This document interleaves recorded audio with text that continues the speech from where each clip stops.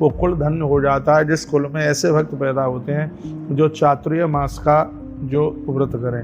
तो इस व्रत को बहुत बड़ा व्रत बताया गया है और इसमें कुछ चीज़ें भी छोड़ने की बात कही गई है। वो एक एक करके मैं वो सब बातें आपके बीच में मैं रख देता हूँ। तो कहा गया चातुर्मास में जो लोग भोर में जल्दी से जाग करके सूर्य उदित होने के बाद बिस्तर पर नहीं रहते, ऐसे लोगों को 1000 वर्ष तक विष्णु लोक में उनकी पूजा होती है।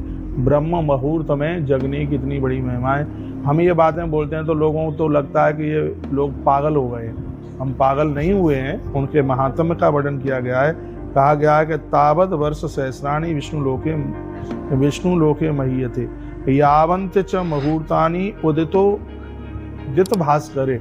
सूर्य उदित होने से पहले जो लोग बिस्तर छोड़ करके स्नान करते हैं, ऐसे स्त्री पुरुष की महिमा 1000 वर्ष तक विष्णु लोक में गाई जाती है।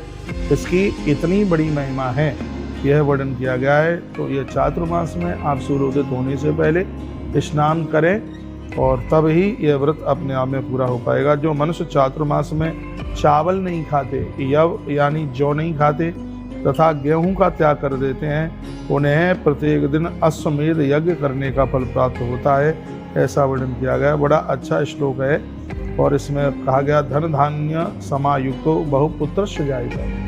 कहा गया है कि जो इन चीज़ों को छोड़ देते हैं तो उनको बहुत बड़ा कई अश्वमेध यज्ञ करने का फल प्राप्त होता है।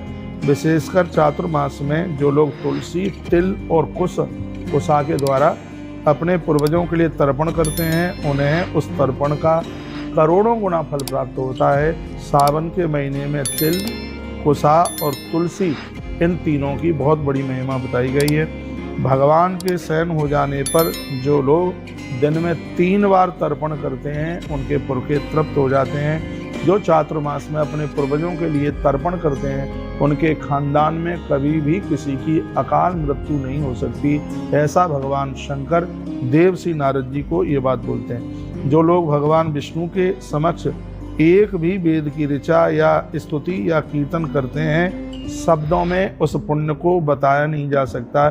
पदम्बा पदर्दम्बा ऋषिशाकृस्ता तथा जो चातुर्मास में एक कदम चल के, आधा कदम चलकर प्राण प्रतिष्ठित मंदिर में जाकर के पहुंचते हैं, सभी देवता किसी न किसी रूप से उस स्त्री पुरुष को दर्शन देने के लिए धरती पर उतर के आ जाते हैं। चातुर्मास में प्राण प्रतिष्ठित देवालयों के दर्शन करने की इतनी बड़ी महिमा है, ऐसा वर्णन किया गया। जो लोग चातुर्य मास में संयमित होकर के जीवन जीते हैं, देवताओं के द्वारा वह लोग पूजे जाते हैं। चातुर्मास में जो लोग दही, दूध, मट्ठा, गुड़ तथा सब्जियों का त्याग कर देते हैं, ऐसे लोगों की वृद्धावस्था नहीं बिगड़ती, उनको बुढ़ापे में किसी भी प्रकार का कष्ट नहीं होता है। श्लोक बोले देता हूँ। दधि दुग्धम तथा तक्रम गुड़म साकम तथैव चः वर्जनादेव वो विप्रा मुक्त भागी न संशया।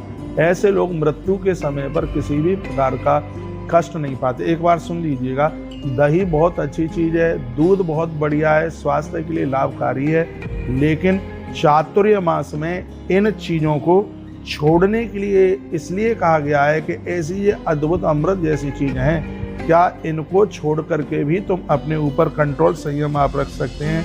तो ये वर्णन किया गया है। तत्पश्चात जो मनुष्य आंवला से स्नान करते हैं पूरा 4 महीना, वो बहुत बड़े पुण्य को प्राप्त होते हैं। अपनी बाल्टी में आंवले का रस डालें। धात्री फलम पापरम प्रबदंती मनुष्यणा त्रिलोक्यतारणार्थम निर्मिता ब्रह्मणः पुरः। कहा गया है, मनीषी पुरुष कहते हैं आंवला संपूर्ण पापों को समाप्त करता है। जिस व्यक्ति ने जीवन में शराब पी है, मदिरा पी है और फिर उसने उस शराब को छोड़ दिया और वह अपने मुख में आंवला का फल रखता है, तो वह इतना ही पवित्र हो जाता है जितना कि अग्नि में जौ और घी डालने से अग्नि जितनी पवित्र पाई जाती है, मानी जाती है, उस व्यक्ति का मुख भी उतना पवित्र हो जाता है। आंवले की इतनी बड़ी महिमा है। ब्रह्मा जी ने भी इसके बारे में बहुत बड़ी महिमा का वर्णन किया। जो मनुष्य मौन होकर के चातुर्मास में संध्या और भोजन करते हैं, बैकुंठ में वो 4 मनवंतर तक वह रहते हैं। चतुरो वार्षकान वासई मनस्तम समाचरेत सवै विष्णुपुरम गच्छेद ब्रह्माहम च तदंतरम। मौन रहने की इतनी बड़ी महिमा। मौन भोजी नरो यस्तु कदाचिन नवास बता। दो चीज़ें ऐसी हैं जिसमें मौन ही रहना चाहिए, एक भोजन करते समय और एक भजन करते समय। जो भोजन के समय में पूरा 4 महीना और भोजन के समय में भजन के समय में जो बोलते नहीं हैं, ऐसे लोग सीधे स्वर्ग लोक के लिए अंत में प्रस्थान करते हैं, ऐसा वर्णन किया गया। और तत्पश्चात आप जो भी उपवास करते हैं तो जो भी चीज़ आप खा रहे हैं वही चीज़ खाइए जिसका भोग भगवान को लगता है। एक बड़ी अच्छी सी बात कही गई है, आप ऐसी चीज़ें खाते हैं जिसका भोग भगवान को नहीं लगता, तो ऐसी चीज़ें आपके उदर में जाते हुए राक्षसों को वो चीज़ें प्राप्त होती हैं। तो उस चीज़ की जो अंदर की ताकत है, उसकी सात्विकता है, वो आपको नहीं लगती। इसलिए जो भी आप खा पी रहे हैं उसका भोग भगवान को ही पहले लगना चाहिए। मौन होकर भोजन करना एक उपवास का फल देता है। कितनी सुंदर बात कही है। उपवास करके जितने पुण्य कमाए जाते हैं, मौन रहकर भोजन करने से उतने ही फल की प्राप्ति हो जाती है।